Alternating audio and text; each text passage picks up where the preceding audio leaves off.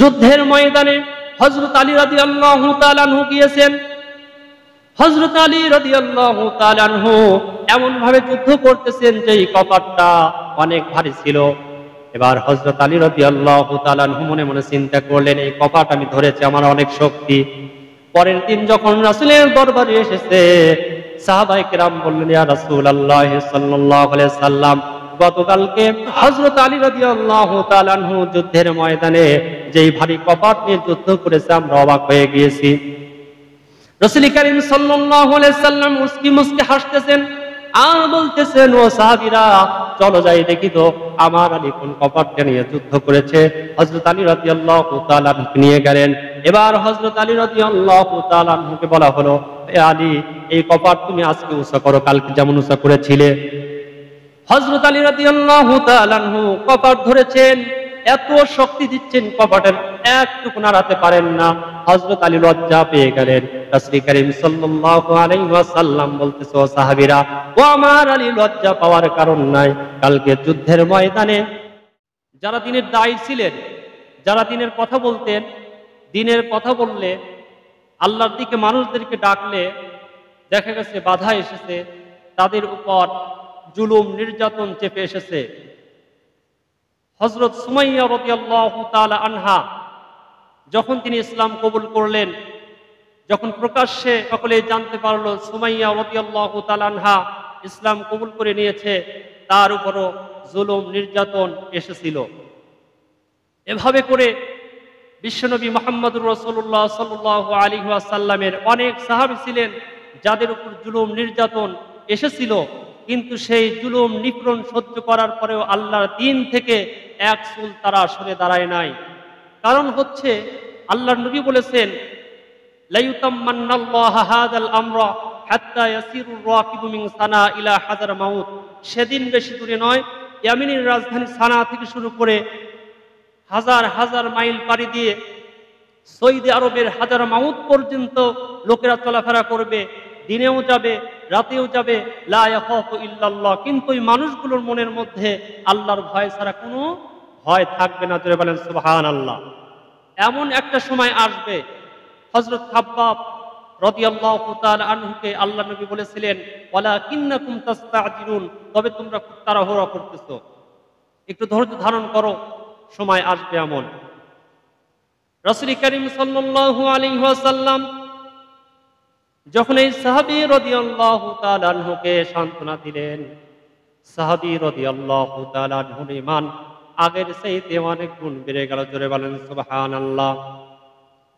এভাবে করে হযরত খুবাইব রাদিয়াল্লাহু তাআলা আনহুকে মদিনায় থেকে ধরে আনা হলো, আর খুবাইব রাদিয়াল্লাহু তাআলা আনহুকে মক্কার কাফেররা বলল, খুবাইব, এখনো সময় আছে, ইসলাম ছেড়ে দাও, এখনো সময় আছে, কালিমার পথ থেকে সরে দাঁড়াও, আল্লাহর দ্বীন থেকে সরে দাঁড়াও, আর মানুষদেরকে আল্লাহর দিকে যদি দ্বীনের পথে না থাকো তাহলে তোমাকে আমরা ছেড়ে দিব।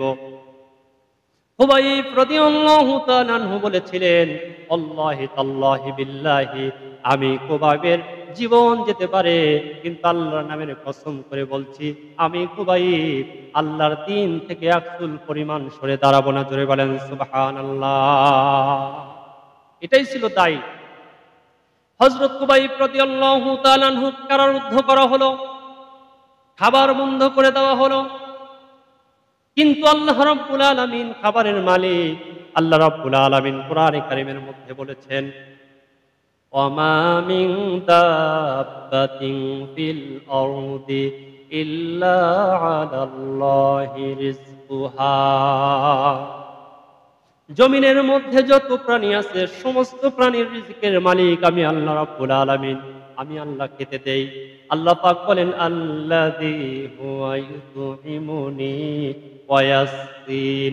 ওই মহান আল্লাহ রাব্বুল আলামিন, তিনি তোমাদের জন্য প্রাণাহারের ব্যবস্থা করেন। জোরে বলেন সুবহানাল্লাহ। তিনি তোমাদের রিজিক দেন।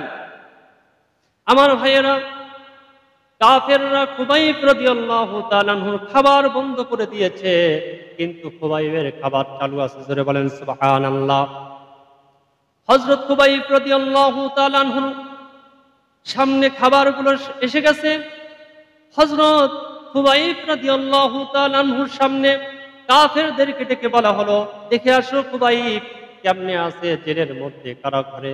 এবার যখন কাফেররা দেখার জন্য গভীর রাতে চলে গেছে, কিন্তু খুবাইবের সামনে ওই সময়ের ফলগুলো, যেই সময়ে ওই ফলগুলো পাওয়া যায় না, কিন্তু খুবাইবের সামনে ওই ফলগুলো হাজির হয়ে গেছে। এবার হযরত খুবাইব রাদিয়াল্লাহু তাআলা আনহুর সামনে যে খাবারগুলো দেখতেছেন, হযরত খুবাইব মুস্কি মুস্কি হাসতেছেন আর খাবারগুলো খাচ্ছেন। জোরে বলেন আল্লাহু আকবার। খাবারের মালিক তিনি, যিনি সৃষ্টি করেছেন, তিনি খাবার দিয়েছেন। আমার ভাইয়েরা, এবার যখন কাফেরদের কাছে চলে গেছে, বলতেছে খুবাইবের খাবার বন্ধ করে দিয়েছো, কিন্তু আরশের মালিক খুবাইবকে ভুলে যায় নাই। খুবাইবের খাবারের ব্যবস্থা আল্লাহ রাব্বুল আলামিন করে দিয়েছেন। জোরে বলেন সুবহানাল্লাহ। হযরত খুবাইব রাদিয়াল্লাহু তাআলা আনহুকে খাবার বন্ধ করে দাও, খাবার বন্ধ করে দিয়ে এরপরও ক্ষান্ত হলেন না। সকাল যখন হয়ে গেল, হযরত খুবাইব রাদিয়াল্লাহু তাআলা আনহুকে বললেন, খুবাইব রে, এখনো সময় আছে, কালেমার পথ থেকে সরে দাঁড়াও, আল্লাহর দিন থেকে সরে দাঁড়াও। তুমি যদি আল্লাহর দিন থেকে সরে দাঁড়াও, তাহলে তোমার খাবার দেওয়া হবে, তোমাকে ছেড়ে দেওয়া হবে, তুমি আবার দুনিয়াতে চলাচল করতে পারবে। হযরত খুবাইব রাদিয়াল্লাহু তাআলা আনহু বলছেন, কাফেররা শোনো, আমি আমার নাকের মধ্যে জান্নাতের ঘ্রাণ পাচ্ছি। জোরে বলেন সুবহানাল্লাহ। হযরত খুবাইব রাদিয়াল্লাহু তাআলা আনহু দ্বীনের দায়ী ছিলেন, দ্বীন প্রচার করতেন। এক সেকেন্ডের জন্য তিনি ক্ষান্ত হলেন না। তিনি একজন হাফেজে কোরআন ছিলেন, আলেমে দ্বীন ছিলেন। হযরত খুবাইব রাদিয়াল্লাহু তাআলা আনহুকে ধরে নিয়ে আসা হলো, হাত বাঁধা হলো, পা বাঁধা হলো। আমার ভাইয়েরা, এবার যখন খুবাইব রাদিয়াল্লাহু তাআলা আনহুর এক পা কাটা হলো, এক হাত কাটা হলো, এরপরেও বলা হলো, খুবাইব এখনো সময় আছে, তোমার আর এক হাত আছে, আর এক পা আছে, তুমি চলতে পারবে। হযরত খুবাইব বলে, ও কাফেররা শুনে নাও, জেনে নাও, আল্লাহি তাল্লাহি বিল্লাহি, আল্লাহর নামের কসম করে বলি, আল্লাহর নামের শপথ করে বলি, আমি খুবাইবের নাকের মধ্যে জান্নাতের ঘ্রাণ চলে এসেছে। জোরে বলেন সুবহানাল্লাহ। জান্নাতের ঘ্রাণ আমি পাচ্ছি। হযরত খুবাইব রাদিয়াল্লাহু তাআলা আনহুকে এরপরও ছাড় দেওয়া হলো না। কাফেররা দুই পা দুই হাত কেটে ফেলার পরে হযরত খুবাইব রাদিয়াল্লাহু তাআলা আনহু চলে যাচ্ছেন দুনিয়া থেকে। আল্লাহর নবীকে হযরত খুবাইব রাদিয়াল্লাহু তাআলা আনহু সালাম জানালেন। রাসূল করিম সাল্লাল্লাহু আলাইহি ওয়াসাল্লাম খুবাইবের সালামের জবাব দিচ্ছেন, সাহাবীরা অবাক হয়ে গেলেন, খুবাইব এখানে নাই, খুবাইব তো মক্কায় রয়েছে। তখন রাসূল করিম সাল্লাল্লাহু আলাইহি সাল্লাম মদিনায় ছিলেন। সাহাবীরা জিজ্ঞাসা করলেন, ইয়া রাসূলুল্লাহ সাল্লাল্লাহু আলাইহি ওয়াসাল্লাম, খুবাইবের কি হয়েছে? আল্লাহর নবী বললেন, ও সাহাবীরা, আমার খুবাইব বিদায়ী সালাম আমাকে ফেরেশতাদের মাধ্যমে জানিয়ে দিয়েছে। জোরে বলেন সুবহানাল্লাহ। আল্লাহর নবী, বিশ্বনবী মুহাম্মদুর রাসূলুল্লাহ সাল্লাল্লাহু আলাইহি ওয়াসাল্লাম এভাবে সাহাবায়ে কেরামকে গড়ে তুলেছিলেন। আর সাহাবীরা দ্বীনের উপর অটুট থাকতেন, মজবুত থাকতেন। শুধু তাই নয়, আমাদের জাতির পিতা ইব্রাহিম আলাইহিস সালাতু ওয়াস সালাম যখন দ্বীনের দাওয়াত দিতেন, দ্বীন প্রচারের কারণে হযরত ইব্রাহিম খলিলুল্লাহকে আগুনের মধ্যে ফেলার ব্যবস্থা করেছিলেন ওই সময়ের নমরুদ। আমাদের জাতির পিতা ইব্রাহিম আলাইহিস সালাতু ওয়াস সালামকে বলা হলো, ও ইব্রাহিম, তুমি যদি দ্বীন থেকে সরে গেছি, নমরুদ বলতেছে, মান আশাদ্দু মিন্না কুওয়া, আমার চাইতে বড় খোদা কে আছে?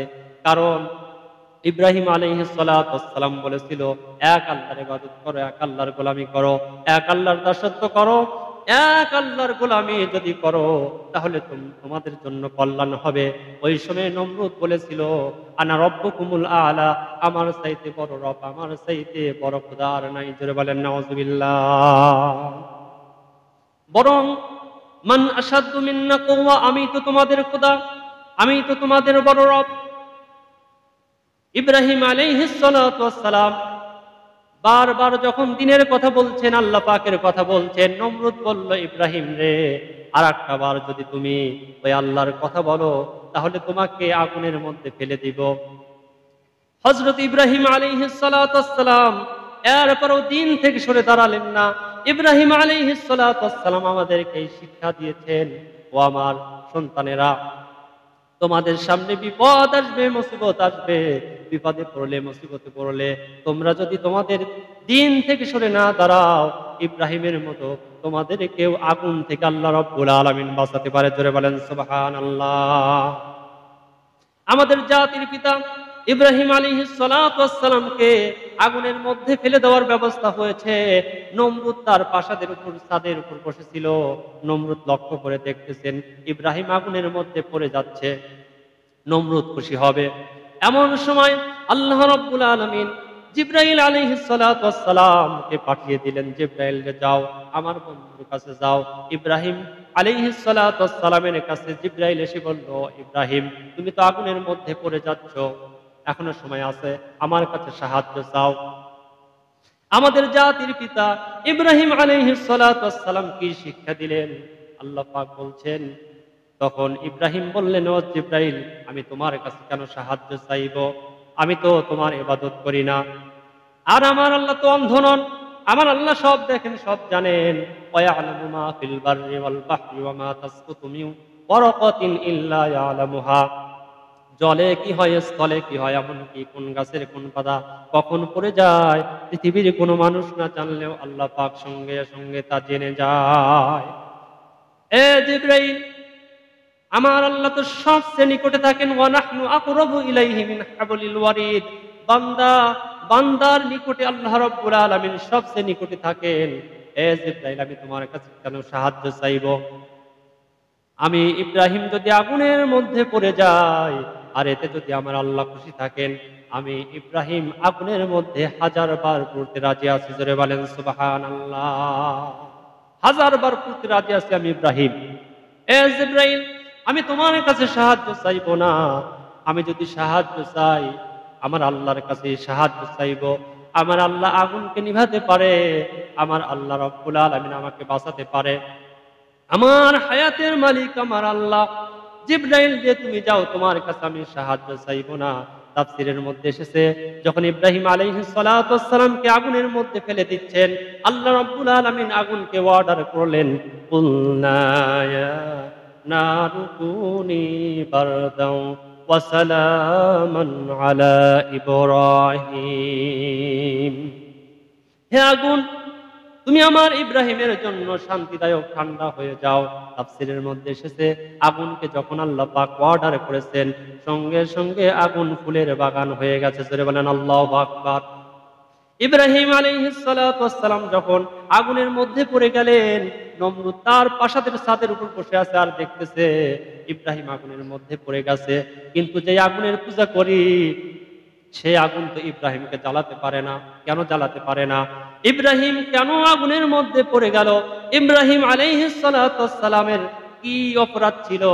অপরাধ হলো আল্লাহর দ্বীন প্রচার করা, অপরাধ হলো আল্লাহর দ্বীনের পথে থাকা, অপরাধ হলো আল্লাহর দ্বীনের দায়ী হওয়া। আমার ভাইয়েরা, ইব্রাহিম আলাইহিস সালাতু ওয়াস সালামের জন্য আগুনের বাগানকে ফুলের বাগান করে দিলেন। আল্লাহ রাব্বুল আলামিন ইব্রাহিমের পাশে থাকলেন। ইব্রাহিম আলাইহিস সালাতু ওয়াস সালাম যখন আগুনের মধ্যে পড়ে গেছে, নমরুদ তার প্রাসাদের ছাদের উপর বসে বলতেছে, আগুন রে তোর এতদিন পূজা করলাম, কেন ইব্রাহিমকে জ্বালাতে পারিস না? কি হলো তোর? তোর কি জ্বালানো শক্তি পুড়ে গেছে নাকি? আগুন বলতেছে, এ নমরুদ, বিশ্বাস যদি না হয় আমি আগুনের মধ্যে চলে আয়, তোরে শুদ্ধা তামাম পৃথিবী জ্বালিয়ে দিব, কিন্তু ইব্রাহিমের একটা পশম আমি আগুন জ্বালাতে পারি না। জোরে বলেন আল্লাহু আকবার। কেন জ্বালাতে পারে না? ইব্রাহিমের মধ্যে যে ঈমান আছে, নমরুদের মধ্যে তো ঈমান নাই। আগুন বলতেছে, আগুন তার কথা বলতে পারে না, কিন্তু আগুনের ভাষা দিয়েছেন কে? আল্লাহ পাক। আগুন বলতেছে, ইব্রাহিম আমি তোমাকে জ্বালাতে পারবো না। আর নমরুদকে বলতেছে, নমরুদ তুই আয়, তোরে শুদ্ধ তামাম পৃথিবী জ্বালিয়ে দিব, কিন্তু ইব্রাহিমের মধ্যে ঈমান থাকার কারণে ইব্রাহিমের একটা পশমও জ্বালাতে পারবো না। আল্লাহু আকবার। আমার ভাইয়েরা, যুগে যুগে যারা নবী ছিলেন, রাসূল ছিলেন, সাহাবী ছিলেন, ওলি ছিলেন, যতই বিপদ আসুক না কেন, মুসিবত আসুক না কেন, আল্লাহ রাব্বুল আলামিন তাদেরকে সাহায্য করেছেন। কারণ আল্লাহ পাক বলেছেন, ওয়া কানা হাক্কান আলাইনা নাসরুল মুমিনিন। বান্দারে, তুমি যদি মুমিন হও, তুমি যদি ঈমানদার হও, তোমাকে সাহায্য করা আমি আল্লাহ পাকের জন্য ওয়াজিব হয়ে যাবে। জোরে বলেন আল্লাহু আকবার। আমার ভাইয়েরা, কিন্তু ইমানদার ব্যক্তিরা দুনিয়া থেকে চলে যাবে। ইমানদার ব্যক্তিরা যখন যুদ্ধ করবে, ওই যুদ্ধে আল্লাহ রাব্বুল আলামিন সফলতা দান করবেন তখনই যখন মুমিন ব্যক্তিদের জান মাল খরচ হবে, রক্ত জমিনে পড়বে। যত রক্ত জমিনে পড়বে ততই সফলতা লাভ করার সম্ভাবনা বেশি থাকবে। জোরে বলেন আল্লাহু আকবার। এই যে আমরা এত সুন্দর ইসলাম পেয়েছি, উহুদ যুদ্ধে অসংখ্য মানুষ দুনিয়া থেকে চলে গেছে। আমার ভাইয়েরা, তায়েফের জমিনে বিশ্বনবী মুহাম্মদুর রাসূলুল্লাহ সাল্লাল্লাহু আলাইহি ওয়াসাল্লাম রক্ত ঝরিয়েছেন। আমার ভাইয়েরা, যুগে যুগে নবী রাসূলরা, ওলি আউলিয়ারা দ্বীন প্রচার করতে গিয়ে তাদের রক্ত জমিনে পড়েছে। আর যতই রক্ত জমিনে পড়েছে ততই আল্লাহর দ্বীন প্রচার বেশি হয়েছে। জোরে বলেন সুবহানাল্লাহ। আল্লাহ পাক বলেন, ইউরিদুনা লিইউতফিউ নূরাল্লাহি বিআফওয়াহিহিম আল্লাহু মুতিম্মু নূরিহি ওয়ালাউ কারিহাল কাফিরুন। আল্লাহ পাক বলেন, কাফেরদের উদ্দেশ্য, ওদের একটাই কথা, কোরআনের আওয়াজকে বন্ধ করে দিবে। আল্লাহ পাক বলেন, আমি আমার নূরকে, আমি আমার দ্বীনকে, আমি আমার কোরআনকে পূর্ণতা দান করব। কাফেররা চায় ওদের মুখের ফু দিয়ে দ্বীনের আলোকে নিভিয়ে দিবে। আর আল্লাহ পাক বলেন, ওদের মনের মধ্যে যত কষ্ট হোক না কেন, আমি আমার দ্বীনকে পূর্ণতা দান করব। জোরে বলেন সুবহানাল্লাহ। ইহুদির মুশরিকরা এমন ষড়যন্ত্র করেছে যেন মুসলমানেরা বিচ্ছিন্ন হয়ে যায়। যত রকমের ষড়যন্ত্র আছে সমস্ত ষড়যন্ত্র দিয়ে ইহুদি খ্রিস্টানেরা মুসলমানদেরকে বিচ্ছিন্ন করে দিয়েছে। আমার ভাইয়েরা, এখনো সময় আছে। আল্লাহ পাক বলছেন, ওয়াতাসিমু বিহাবলিল্লাহি জামিআন ওয়া লা তাফাররাকু। বান্দারে, তোমার সামনে যেই কোরআন আছে ওই কোরআনকে তোমরা শক্ত করে ধরো, মজবুত করে ধরো। কোরআনের মধ্যে যা দিয়েছে ওটা তোমরা মানার চেষ্টা করো। ওয়ালা তাফাররাকু, আর তোমরা কোরআন থেকে বিচ্ছিন্ন হয়ে যেও না। কোরআন থেকে যদি বিচ্ছিন্ন হয়ে যাও, আযাব আর গজব তোমাদের উপর আসতেই থাকবে। জোরে বলেন নাউযুবিল্লাহ। আমার ভাইয়েরা, গোটা বিশ্বের মুসলমানরা যদি এক হয়, ইহুদিরা, খ্রিস্টানেরা, হিন্দুরা, পৃথিবীর কোন ধর্মের লোকেরা ইসলাম ধর্মের সাথে পারবে না। কারণ হচ্ছে, মুমিনরা যদি 10 জন হয়, আর আল্লাহ পাক বলেন মুমিনরা যদি 10 জন হয়, হাজার হাজার কাফেররা ওই 10 জন কাফেরের সাথে পারবে না। জোরে বলেন আল্লাহু আকবার। আমার ভাইয়েরা, যুদ্ধের ময়দানে হযরত আলী রাদিয়াল্লাহু তাআলা আনহু গিয়েছেন। হযরত আলী রাদিয়াল্লাহু তাআলা আনহু এমন ভাবে যুদ্ধ করতেছেন যে এই কপাটটা অনেক ভারী ছিল। এবার হযরত আলী রাদিয়াল্লাহু তাআলা আনহু মনে মনে চিন্তা করলেন, এই কপাট আমি ধরেছি, আমার অনেক শক্তি। পরের দিন যখন রাসূলের দরবারে এসেছে, সাহাবায়ে কেরাম বললেন, ইয়া রাসূলুল্লাহ সাল্লাল্লাহু আলাইহি সাল্লাম, গতকালকে আর হযরত আলী রাদিয়াল্লাহু তাআলা আনহু যুদ্ধের ময়দানে যেই ভারী কপাট নিয়ে যুদ্ধ করেছে, আমরা অবাক হয়ে গিয়েছি। রাসূল করিম সাল্লাল্লাহু আলাইহি সাল্লাম মুস্কি মুস্কি হাসতেছেন আর বলতেছেন, ও সাহাবীরা, চলো যাই দেখি তো আমার আলী কোন কপাটটা নিয়ে যুদ্ধ করেছে। হযরত আলী রাদিয়াল্লাহু তাআলা আনহুকে নিয়ে গেলেন। এবার হযরত আলী রাদিয়াল্লাহু তাআলা আনহুকে বলা হলো, এ আলী, এই কপাট তুমি আজকে উঁচা করো, কালকে যেমন উঁচা করেছিলে। হযরত আলী রাদিয়াল্লাহু তাআলা আনহু কপাট ধরেছেন, এত শক্তি দিচ্ছেন, কপাটের একটুকু নাড়াতে পারেন না। হযরত আলী লজ্জা পেয়ে গেলেন। রাসূল করিম সাল্লাল্লাহু আলাইহি ওয়াসাল্লাম বলতেছে, ও সাহাবীরা, ও আমার আলী, লজ্জা পাওয়ার কারণ নাই। কালকে যুদ্ধের ময়দানে তুমি যখন যুদ্ধ করেছিলা, এই শত শত মনের কপাটটা দিয়ে তুমি যুদ্ধ করেছিলা। তোমাকে আল্লাহ রাব্বুল আলামিন শুধু একা শক্তি দেয় নাই, আল্লাহ রাব্বুল আলামিন তোমাকে যেই শক্তি দিয়েছিল তার সাথে ফেরেশতারা ধরেছিল। জোরে বলেন আল্লাহু আকবার। ও আলী, লজ্জা পেও না, কালকে তোমার কাছে যেই শক্তি ছিল তোমাকে ফেরেশতারা সাহায্য করেছিল। আল্লাহু আকবার বলে। আমার ভাইয়েরা, মুসলমানেরা যখন ইমানের পাওয়ারকে বলিয়ান করবে, আল্লাহ রাব্বুল আলামিনের সাহায্য মুসলমানদের উপর আসবে। ওয়ালা তাহিনু ওয়ালা তাহজানু ওয়া আনতুমুল আলাউনা ইন কুনতুম মুমিনিন। সত্যকারের মুমিন যদি হও, তোমাদেরকে বিজয়ের মালা আমি আল্লাহ রাব্বুল আলামিন পরিয়ে দিব। সত্যকারের ইমানদার হতে হবে। যদি আমরা সত্যিকারের ইমানদার হই, হাজারো বিপদ দিয়ে মুসিবত দিয়ে আমাদেরকে বিজয় দান করবেন। জোরে বলেন সুবহানাল্লাহ। আমার ভাইয়েরা, আল্লাহ রাব্বুল আলামিন মানুষদেরকে এই দুনিয়ায় পাঠালেন। আল্লাহ পাক বলছেন, বান্দারা তোমাদের ঈমানকে বলিয়ান করো, তোমাদের ঈমানকে মজবুত করো। এই যে আমাদের শরীর আছে, এই শরীরকে শক্তিশালী করার জন্য আমরা কত কিছু খাই। এই শরীরকে পরিষ্কার করার জন্য সাবান, ফেস ওয়াশ অনেক কিছু আমরা ব্যবহার করি। কিন্তু এই শরীর ক্ষণিক সময়ের জন্য আমাদেরকে আল্লাহ পাক দিয়েছেন, অল্প সময়ের জন্য দিয়েছেন। কিন্তু আপনার সাথে যেই রুহটা আছে, ওই রুহটাকে শক্তিশালীর জন্য আমরা কত কিছু করি না। তো ওই রুহকে শক্তিশালী করতে হবে। আল্লাহর নবী বিশ্ব নবী মুহাম্মদুর রাসূলুল্লাহ সাল্লাল্লাহু আলাইহি সাল্লাম বলেছেন, ও সাহাবীরা, তোমাদের শরীরকে শক্তিশালী করার জন্য দুনিয়ার খাবার গ্রহণ করো, শরীরকে পরিষ্কার রাখো, কত যত্ন নাও, কিন্তু তোমার রুহকেও যত্ন নেওয়ার চেষ্টা করতে হবে। তুমি যখন জিকির করবে, কোরআন তেলাওয়াত করবে, তোমার ঈমানের বলিয়ানকে বাড়াবে। তোমার ঈমান যখন বেড়ে যাবে, তোমার রুহটাও শক্তিশালী হয়ে যাবে। জোরে বলেন সুবহানাল্লাহ। এই যে আমরা রমজান মাসে রোজা রেখেছিলাম, আমাদের শরীরটা দুর্বল হয়ে গিয়েছিল, কিন্তু আমাদের রুহগুলো তাজা হয়ে গিয়েছিল। রমজান মাসে যত আপনি ইবাদত বন্দিগি করেছেন, তত ইবাদত বন্দিগি করতে মন চেয়েছে। কেন চেয়েছে? কারণ একটাই, আপনার রুহ যখন শক্তিশালী হয়ে গেছে, রমজান মাসে আপনি গুনাহ করেন নাই, শুধু মন চেয়েছে ভালো কাজ করি, ভালো কাজ করি। ভালো কাজ যত করেছেন, ততই আপনার রুহকে শক্তিশালী করে দিয়েছেন কে?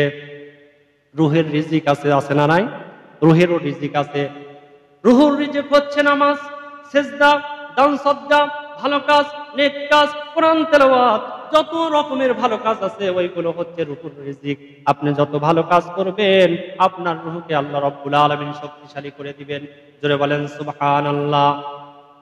আপনার ওই রুহ যখন শক্তিশালী হয়ে যাবে, শয়তান আপনাকে ধোঁকা দিয়ে পার পাবে না, শয়তান আপনাকে ওয়াসওয়াসায় সহজে ফেলতে পারবে না।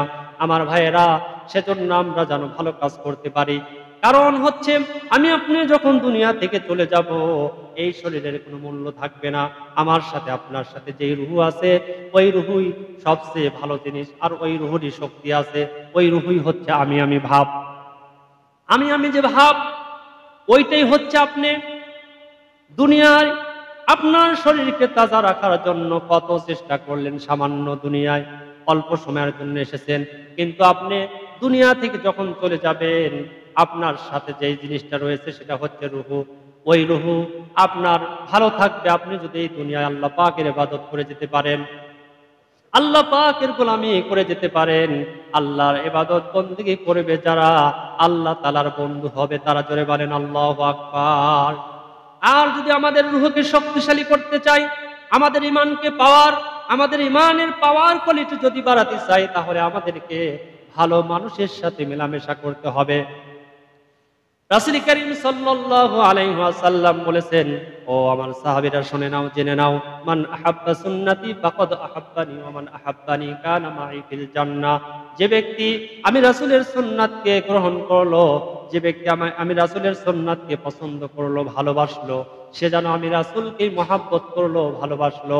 আর যে ব্যক্তি আমি রাসূলকে মহব্বত করলো, ভালোবাসলো, সে আমার সঙ্গে একই সাথে জান্নাতে বসবাস করবে। জোরে বলেন সুবহানাল্লাহ।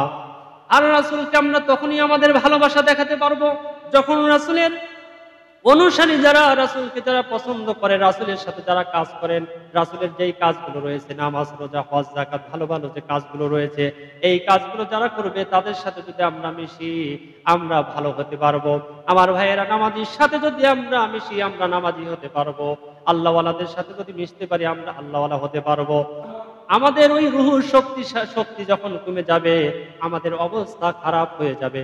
সেজন্য আমাদের রুহকে যদি শক্তিশালী করতে চাই, তাহলে অবশ্যই আল্লাহ রাসূলের মহব্বত, ভালোবাসা আমাদের অন্তরের মধ্যে ঢুকাতে হবে। আর আল্লাহ পাক বলেছেন, তোমাদের ঈমানকে যদি বাড়াতে চাও, তাহলে শুনে নাও, জেনে নাও কি করতে হবে। ইন্নামাল মুমিনুনা আল্লাযীনা ইযা যুকিরাল্লাহু ওয়াজিলাত কুলুবুহুম ওয়া ইযা তুলিয়াত আলাইহিম আয়াতুহু যাদাত زادتهم إيمانا وعلى ربهم يتوكلون আল্লাহ পাক বলেন মুমিন যখন কোরআন তেলাওয়াত শোনে অথবা কোরআনে কারীমের তাফসীর শোনে অথবা কোরআন পড়ে তাফসীর পড়ে জাদাতুহুম ঈমানা তাদের ঈমানকে আল্লাহ পাক বাড়িয়ে দেন। জোরে বলেন আল্লাহু আকবার। এমন ভাবে ঈমানকে বাড়িয়ে দেন ওয়া আলা রাব্বিহিম ইয়াতাওয়াক্কালুন, দুনিয়ার কাউরে তারা ভয় পায় না, একমাত্র আমি আল্লাহ রাব্বুল আলামিনের উপর ভরসা করে। জোরে বলেন আল্লাহু আকবার। যদি আমরা মুমিন হই তাহলে আমাদের কাজ হবে আমাদের ঈমানকে বাড়ানোর জন্য ভালো কাজ করা, বেশি বেশি কোরআন তেলাওয়াত করা, কোরআনে কারীমের তাফসীরগুলো পড়া, কোরআনে কারীমের মধ্যে যা আছে ওগুলো মানা, তাহলে আমাদের ঈমান বেড়ে যাবে। আমরা কি এগুলো পারবো? যারা আমরা বাংলা পারি, বাংলায় অনেক তাফসীর বের হয়েছে, তাফসীর ইবনে কাসির, মারিফুল কোরআন, তাফসীর তাবারি, ফি জিলালিল কোরআন, তাফসীরুল কোরআন, এই সমস্ত তাফসীর যখন পড়বেন আপনার ঈমানকে আল্লাহ রাব্বুল আলামিন বাড়িয়ে দিবেন। শয়তানের ওয়াসওয়াসা থেকে আমরা কেমনে বাঁচবো এই তাফসীরগুলো পড়লে আমরা বুঝতে পারবো। আমার ভাইয়েরা, শয়তান সব সময় আমাদের পিছনে লেগে আছে যেন আমাদেরকে জাহান্নামের রাস্তায় নিয়ে যায়। সেই জাহান্নামের রাস্তায় থেকে যদি আমরা বাঁচতে চাই আমাদের কোরআনের কাছে আসতে হবে। কোরআনের মহব্বত, কোরআনের ভালোবাসা, কোরআনওয়ালাদেরকে ভালোবাসা, কোরআনের সাথে লেগে থাকা আমাদের মৃত্যু পর্যন্ত এটা দরকার। কারণ হচ্ছে আমি আপনি অনেক সময়ের জন্য দুনিয়ায় এসেছি, অল্প সময় মুসাফির হিসেবে এসেছি। এই দুনিয়া থেকে আমি আপনি চলে যাব। চলে যাওয়ার পরে একটু চিন্তা করে দেখেন তো, আমার সাথে আমার স্ত্রী যাবে? যাবে না। আমার সন্তান যাবে না, আমার পিতামাতা যাবে না, আমার সাথে যাবে শুধু আমল। সেজন্য বিশ্বনবী মুহাম্মদুর রাসূলুল্লাহ সাল্লাল্লাহু আলাইহি সাল্লাম বলেছেন, তোমাদের আমলগুলো বাড়িয়ে নাও। তোমাদের আমলগুলো যখন বেশি হবে, বাড়াতে পারবে, তাহলে আল্লাহ পাক তোমাদের ঈমানকেও বাড়িয়ে দিবেন। জোরে বলেন সুবহানাল্লাহ। আমার ভাইয়েরা, রমজান মাসে যেভাবে আমরা সালাত আদায় করেছি, যেভাবে মানুষ আমরা এসেছি, অনেক মানুষ কিন্তু কেটে গেছে। যখন ধান উড়ায়, ধান উড়ানোর সময় দেখা যায় অনেক চিটা ধানগুলো উড়ে যায়, আর যেটা আসল ধান সেটা থেকে যায়। আমার ভাইয়েরা, আমরা যেন ওই চিটা ধানের মতো না হই, আমরা যেন আসল ধানের মতো হই। আল্লাহ পাক সেই তৌফিক আমাদের সকলকে দান করেন। যারা বলেন আমিন। যারা নামাজ আদায় করে না তাদেরকে নামাজের কথাগুলো বলা, তাদেরকে নামাজের দিকে আনা, এটা আমাদের দায়িত্ব। যে ব্যক্তি ইসলাম আগে কবুল করেছে সেই ব্যক্তির দায়িত্ব হচ্ছে মানুষদেরকে দিন প্রচার করা, দিনের পথে আনা। আমরা যারা সালাত আদায় করি, যারা সালাত আদায় করে না তাদেরকে সেই কথাগুলো বলা যে ভাই নামাজটা পড়েন। একদিন দুই দিন বলতে বলতে দেখা যাবে ওই লোকটা নামাজি হবে। ওই ব্যক্তি যা নামাজ পড়বে, যতদিন বেঁচে থাকবে, যতদিন নামাজ আদায় করবে, ভালো কাজ করবে, এর সদকায়ে জারিয়া কিন্তু আপনি পেতে থাকবেন। আমরা যেন ভালো কাজগুলো করতে পারি। আল্লাহ পাক সেই তৌফিক আমাদের সকলকে দান করেন। যারা বলেন আমিন।